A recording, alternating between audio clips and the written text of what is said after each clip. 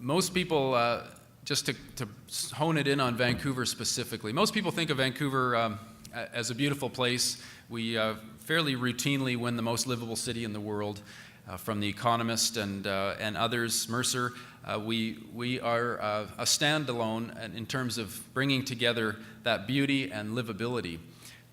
There are surprises, though, in the value proposition for Vancouver, and these were surprises that we were able to broadcast far and wide through the Olympics and the coverage that came with that. They're not very familiar to many people around the world. There is a real business edge in this city, and it is driven by entrepreneurs and driven by good public policy that has come into play over the last decade or so.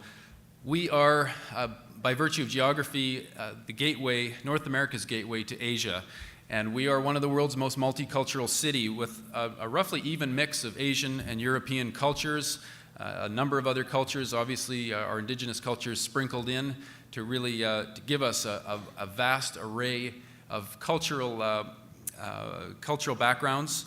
We have more entrepreneurs per capita than any city in North America right now. That combination of multiculturalism and entrepreneurism, I think, is a very unique characteristic of our city.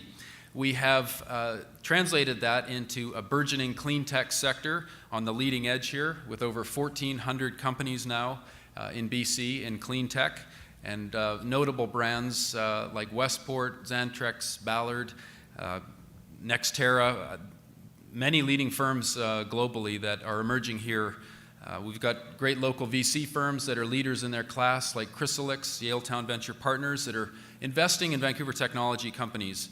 And we're aggressively encouraging financial institutions to put down roots here and have created many incentives as an international finance center to draw more finance to power the entrepreneurs who are here in great numbers. We have aggressive federal and provincial tax incentives to attract companies here, including one that pays up to 50% of salaries for R&D employees. We have the lowest combined corporate tax rate in the G8, a little known fact. We have, of course, a better known fact, world-class healthcare and affordable education. We are routinely named the most livable city in the world. And lastly, I'll say we do have payroll taxes that are about half of what they are in the US. So there's a broad value proposition in terms of hard numbers for business and doing business here in Vancouver. So investing, for starters, in the green economy is a smart place to put your money, and clearly a place where jurisdictions are making big plays globally right now. Vancouver is a great city by virtue of our business climate to do that investing in it. If this sounds like a pitch, it is. With well over 1,000 sustainability executives here as my captive audience this morning, I would be remiss if I did not crassly pitch you on bringing your business here permanently and putting us on the map. Given the values of your companies and your focus in the room today, I wanted to share with you a little more of why I think Vancouver is such a compelling opportunity for green business and for building a globally significant hub. As John mentioned, last year we set a goal of being the world's greenest city by 2020, and we are well underway to that goal. And that goal is a broad goal with 10 targets and clear metrics for how we get to 2020. We like to think of it as a decathlon, where the world's cities will have to compete successfully in 10 different categories, from energy to transportation to waste to local food, clean air and water, and very importantly, to the green economy and the creation of green jobs. We have very ambitious targets, but at the same time realistic, and targets that we are now working with a number of other cities to promote an approach that is global, a global challenge between cities to take it to the next level. We have had success specifically in terms of carbon emissions. We have the lowest carbon emissions per capita in North America. We're hot on the heels of a couple of the Scandinavian cities who lead the world in that respect. We have reduced our GHG levels back down to 1990 levels, on target for our Kyoto commitment. This has happened at the same time that our population has increased by 27% and our jobs have increased by 18%. So we have shattered that myth that you cannot grow aggressively in terms of population or economy without your emissions increasing. We have done the opposite. We are already a world leader in urban planning, recognized as that. We now have the greenest building code in North America, and earlier this year, my council approved a new policy that requires all new buildings to be LEED Gold next year in the City of Vancouver. The Conference Board of Canada predicts that our economy will be the fastest growing of any city in Canada, at the same time that Corporate Knights, a journal here in Canada, ranks us first as Canada's greenest city, and it felt pretty good to be named the greenest city in Canada this year, considering that just a year ago in their last survey we were 7th. So we're rapidly moving up the ranks. Our goal to be the world's greenest city by 2020 is helping to create new business opportunities in emerging sectors that we're seeing growth in despite the challenging economic times. But in clean energy, renewable energy generation, in electric vehicle infrastructure, green building, design and construction, energy efficiency and building retrofits, the standards that we set for ourselves as a city are opening the door to new business opportunities for local and for international companies, and for our local companies to do business overseas.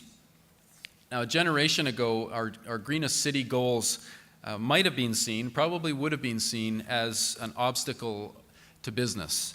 In 2010, they are a huge opportunity. If we look specifically at the buildings and their efficiency in Vancouver, about 55% of our emissions, GHG emissions, come from our buildings. So to make serious progress on our carbon footprint and to prepare for the future, we have to transform the buildings that we live, work, and play in. So last year we set a goal with our Greenest City plan of retrofitting 20% of all buildings in Vancouver within 10 years. Sounds manageable, 2% a year. If you actually look at what that is on the ground, it is a huge challenge, and it is a massive business opportunity for the construction industry, who will provide the labor to do those retrofits, for education, research, and development, from our institutions to private industry who are going to create the products and processes and best practices, and for the innovative companies who will be part of the market for 21st century insulation, for energy demand management, for building supplies, pipes, heaters, roofing, lighting, you name it. It all needs to change, and for companies in Vancouver that have already established themselves as leaders, they have the jump on the competition right now, and there are many more to come as the opportunity expands. My job, and certainly our job at City Hall, is to jump in and help companies to embrace this opportunity. Not everyone's there yet, and we want to make sure that business people across the city have a chance to plug in to this new growth. We have some tools to work with in order to support our businesses, connect them with the green business opportunities, help connect to capital, and obviously to help tell their stories, which is a big part of what we did in the Olympics. Vancouver is at the forefront of the business opportunities that come with reducing carbon emissions. And that's why today I'm very pleased to be announcing the debut of a new city program, which is the Corporate Climate Leaders Program.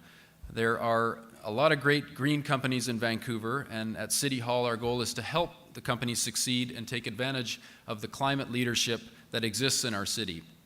The Corporate Climate Leaders Program is a partnership with EcoTrust and their Climate Smart program to invest in businesses in Vancouver, from small startups to large companies. And this is evaluating carbon emissions using the expert knowledge and resources that we have to develop a game plan to reduce their emissions, or to find ways in which the company can benefit from the low carbon economy. So it's really helping drill down and carve out the opportunity business by business. Today, participants in the first wave of this program are meeting for the first time.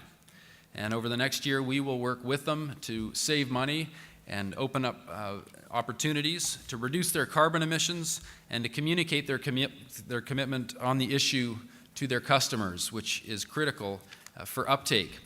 So I want to make it clear to everyone who currently does business here in Vancouver and those who are considering it, that if you are a Vancouver-based business and you want to go green, you can be and want to be part of the booming new economy that is taking place here and abroad, that door is opening. And joining our program at the city, we will definitely help you on your way. If you're a company that's not from Vancouver, move here, invest here, grow your business here. The green economy is happening in Vancouver, and we want you to be part of it. It's back to the connection from green to gold. For our city, we put many years into the planning and effort and dedication into hosting the Olympics and Paralympics, and it was a great success for us. We want to take some of that same focus and channel it into making Vancouver the global hub for the green economy, to truly make our city a green capital. And we would love to have you all involved in some way, shape, or form. So I hope you have a very productive time here at Globe this week. I thank you for having me here this morning to welcome you to our city and to give you a sense for our mission here, and obviously to welcome you to take part in that in any way that you see fit. Thanks for your commitment to doing business right, and we look forward to having you in our city. Enjoy your time here. Thank you very much.